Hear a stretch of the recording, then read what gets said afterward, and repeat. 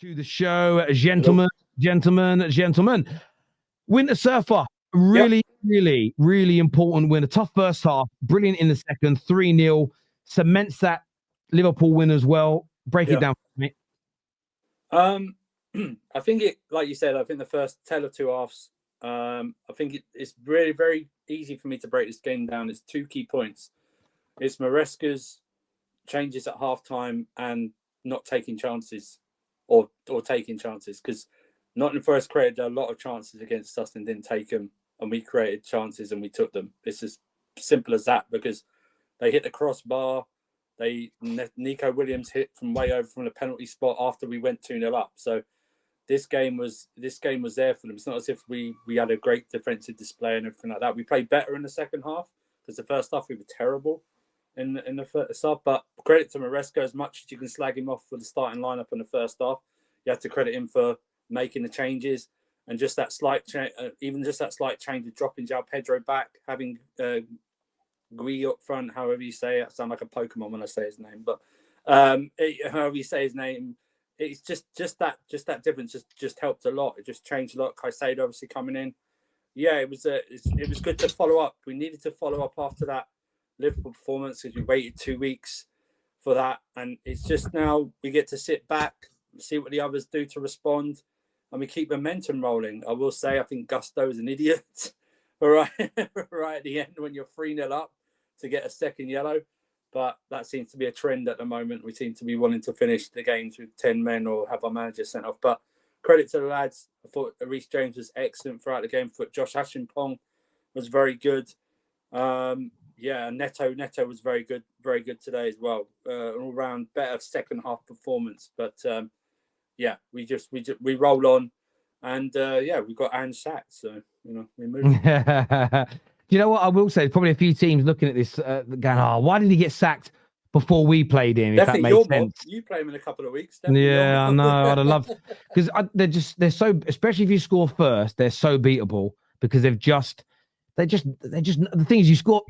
If you score against them, Ange then goes, right, guys, open up. It's why even the Europa League final. I know we lost to them 4 times last year, which is mad. But in most of those games, I felt if we got a goal back, they'd have capitulated. We just couldn't score the fucking goal. Because as soon as Ange's team concedes a goal, they're so wide. They spread like peanut butter as soon as they concede a goal. They spread like peanut butter. But even in the first half, we gave them a couple of chances. In the first one, we passed the ball directly to them from the back, and they just couldn't take them. So we need to tighten up a bit there, in my opinion. But yeah, it was a very, very good win, clean sheet as well. I think we've either scored the most goals in the league, or we're joint scored the most goals in the leagues. People seem to forget about that as well. So we roll on, and this is without a few key players as well. So. We roll on. We have to now follow this up, get a win against Ajax. So we get 2 wins out of the 3 in the Champions League, and then we roll on to Sunderland at home.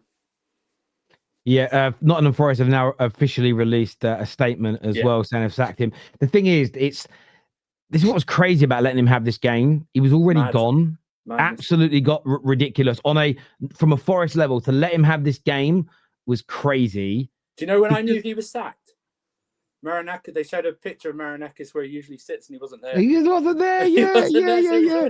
He was gone. He was emptying the locker. He was already emptying the locker. It was crazy. Judge Mo, what did you make of Chelsea today? I mean, it was the proverbial cliche game of two halves. What did you make of Chelsea? Quite a bit of pressure on them coming into the game. A lot of injuries, a lot of expectation. But what did you make of it? I thought that that was a masterclass in the second half, actually. The guts, and actually to take out a midfielder and put a forward in for Chelsea. Put Gui up top and João Pedro, who looked lost in the first half and the 9, to be honest. His best play was when he dropped and people made the overlaps behind him, which is Andre Santos. That is so clearly the guy is not a striker. He's definitely a false 9. I think Chelsea, you know what? There is a couple of positives here. Achimpong need to start. Don't tell me I'm going to play experienced Tosin or whoever. If Achimpong is there, just play him. He's 19 years old. He looks so confident, looks better on the ball basically than every Chelsea defender, apart from Colwell, who has an ACL. So he's not in the equation here. I think he plays very well next to Reece James because he's so athletic at Chimpong that even if Reece James is going forward, Chimpong covers that right side, which is phenomenal actually by Chimpong. Tosin is not as athletic as him to cover Reece James. That's why he gets exposed. You know, for me, I'm gonna say something a little bit. Maybe some Chelsea fans won't like this. I think that Chelsea fans that are pushing that Lavia is their best midfielder. Now this game shows you that Moises Caicedo is levels above everyone else in that Chelsea team in the midfield. Like you see that Lavia is elegant on the ball, passes the ball. But Moises Caicedo is more composed actually on the ball. Moises Caicedo provides way more control on the ball and he's better defensively. And I think that was the change that made Gui and Joao Pedro work up top. Moises Caicedo, I'm going to say this. Currently, there is no better 6 in the world than Moises Caicedo. Maybe when Rodri comes back and gets match fit and plays some games so we can see that Rodri is back to 2 seasons ago. But there is no better 6 in the world than Moises Caicedo currently. I actually think, though, just his presence there also elevates other players' confidence. I'm fighting his fight, bro. You know me on shows. You know me here on the Football Terrace on Straight Facts, and I'm fighting Moises Caicedo's fight, bro. I'm not. It's not about the nostalgia. Yes, Rodri won Ballon d'Or, but he won Ballon d'Or for season 23-24. It's 25-26. It's 2 seasons later, and he had an ACL. There's nobody better than Moises Caicedo. I'm going to say another thing. Chelsea need to figure out that left side because Garnacho was absolute dog shit in that first half. Absolute dog shit. And Gittins, it looks like he's scared to play football for some whatever reason. I don't know why, but that left side needs a winger. I thought Andre Santos wasn't good. I know that Don and you guys tell me that Andre Santos was one of the best midfielders in League A. He's not it. For me, currently, he got the chance today to show his worth. He was shying away from the ball. He's not good in offensive part. I don't know. The problem is I didn't watch him play last season, but I was told he's brilliant, and he didn't look brilliant today. He didn't. I think he's better more defensively than he is. But I realized something about Don, though. I've realized something about Don. I've got a new nickname for Don, and it's Shallow Hal. So if you've seen the film Shallow Hal, you should get it. But what he sees in Chelsea players, 9 times out of 10, it's always an exaggerated version. Of course, what he sees in Palmer, we all see. What he sees in Caicedo, we all see. But sometimes it was only a couple of weeks ago, he was telling me like Santos in the team over Enzo Fernandez. And I'm not even Enzo Fernandez's biggest fan. I'm sitting there like, Enzo Fernandez is clearly better than him. Yeah, he's clearly better than him. Like you can see it today. He was given the chance, the guy completed 6 passes in 45 minutes for a Chelsea team that is good on the ball in the midfield. So clearly he's not maybe he's not up to that. Maybe he needs time. He's young though. Maybe he's not. He's not. He was not good. You saw the difference in how Pedro dropped into that role. Thank you. Just the mindset. And you're asking. I don't think this is what my take is that. I think Andre Santos can do a job, and you ask him to do a job he's not comfortable with. Same with Gusto. When you ask him to pass the ball in midfield, he can't do it. He's not good enough. Like, he can chase people and tackle them, no problem. But ask him to start attacks from the midfield doesn't work. Santos, withdrawn role next to Lavia or next to Caicedo, I think you see the better of him. But this just shows that people who still in our own fan base who don't like Enzo Fernandez just shows when he's not missing just those vital part. He's a vital part of this team. That's why he gets picked most of the times. He's vital, especially with Palmer out and you push Joao Pedro in the 9. You need an Enzo Fernandez type player in there. He does both sides of the ball work as well. So he's very important. I know we won 3-0 today, and people are going to go, yeah, but you won 3-0. But Enzo Fernandez is key to this team and what they can do going forward. Whatever you think of him, he's a key player. Yeah, I totally agree with you on that. Now, Andrew Barnes, I know we could break down the game more, but I really want to come to you and I want to focus on a player for a moment. I want to focus on a player today, and I want to make sure I read this all correctly in front of me. So just bear with me to get it up there, okay? 1 goal and 1 assist, 100% dribbles completed, 1 block, 1 clearance, the most interceptions, 5 recoveries of the ball, 4 of his 6 duels won, no fouls committed, covered both midfield and started in midfield, covered at right back when Gusto put forward. Is Reece James the best right back in the Premier League right now? You want the short answer or the long answer? Both. Yeah, so like short answer is yes, like for sure, yes. The thing is that Reece James has proven time and again, it's not just now, it's not just this game, it's not just like couple of games ago, it's every season that he stays fit. He proves to be a game changer, a match winner, and he's shown that time and again.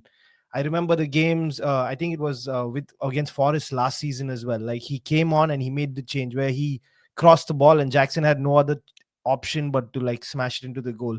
So like Reece James has been like one of our best players. I'm so glad that like even he scored, like I said it in the group chat, when he scored, it feels good because he's one of our own. He's come through the academy. He's been there like with Mason Mount, like growing up into the team, and that's why when Achampong and Reece James scored this game, it felt really good. And the thing is, the only thing that I would say about Reece James, which I would still like to see from this kind of a player, is a little bit of leadership on the pitch, to like sort of like pull that back line with him. But otherwise, like just pure player, like in terms of athleticism, in terms of performance, in terms of like technique, he's just like he's miles apart from like everybody else. So I think that yes, he's the best player. In terms of talking about the game itself, like if I have to, because I'm really happy and really positive about the game, so I just want to get all the negatives out of the way quickly. If Forest had to score, this game would have been like difficult for us because they made that many chances in the first half. So one thing I would say to Maresca is that yes, you can try and experiment, but don't play people out of position to experiment. Yes, you want to try some new players. For example, what Mo was saying, like Andre Santos, he was playing in the wrong position. Like if he was playing deeper with Lavia and then Gusto not being on the pitch and you had to play João Pedro there and then Guiu in front, maybe Santos would have played better. Maybe because he had somebody with him and he's more deep lying, because he's better there. And that's where he played. Can I ask you something, Andrew? Why doesn't he trust Estevao there?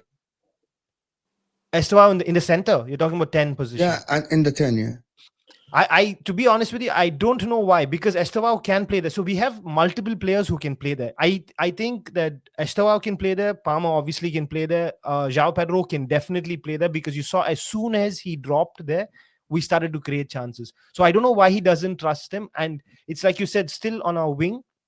So on the right now, we have only Estevao and Pedro Neto. So that's why he needs like two players in a position. So he's playing Estevao there. And I think sometimes if he plays Palmer and Pedro together with Dilap, then Palmer would go on the right. So that's probably it. And for Garnacho, for me, the thing is that what they were trying to do with Garnacho, I think was the wrong thing, because they're giving him air balls where like he's not the tallest player, and like the Nottingham defense are like solid big guys. So like constantly throwing the ball into the air like to him, like for me it made no sense. I was like, okay, like, but I'm not saying that Garnacho, or I'm not trying to make excuses for him. I think that like you have to play this to the strengths of your players, and I think that's what he got wrong in the first half. But but in the second half, he made the changes. He made the changes that I thought he would make. I thought that he would give Garnacho a little more time on the ball, but like immediately he changed him.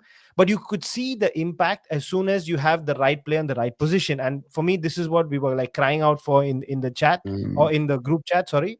And like the result for me, I'm very happy. I'm very happy with the clean sheet. I'm happy that Sanchez actually made like a couple of impressive saves. There were no real mistakes from him. He came out for the ball. So I'm very, very happy with this result. Yeah, I want to go back to what Terry said about Reece James as well. And I want to go back to that because the comparison is between Reece James and Timber.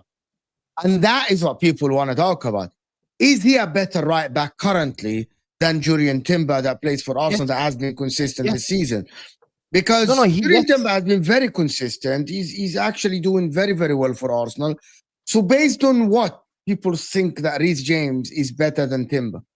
No, but consistency is different from class. Like there is consistency. You can be consistently average. Like you can be consistently good. You can be. He's not consistently average. He's consistently good. But I'm saying that's why I said good as well. So you can be consistently average. You can be consistently good. But then there is class. There is something that is above the extraordinary. The comparison was always with Trent and Reece James. And you I can think the see how difference Liverpool are is, struggling without Trent. I think the difference is, though, Timber's a very, very good defender, and he's been very good this season. Just Reece James offers all-round game. He offers differently, defensive and attacking-wise. I think he's just better. He's a better passer. And Better striker of the ball, he better impacts the Do you game. think He's a game so changer. what do you think is better at? Is better passer, better than going forward, better distribution, better football IQ? Yeah. Do you know one thing I would say is this? Timber's very Sorry, good. go on. Timber's very good. Defensively, he's very, I very good. feel like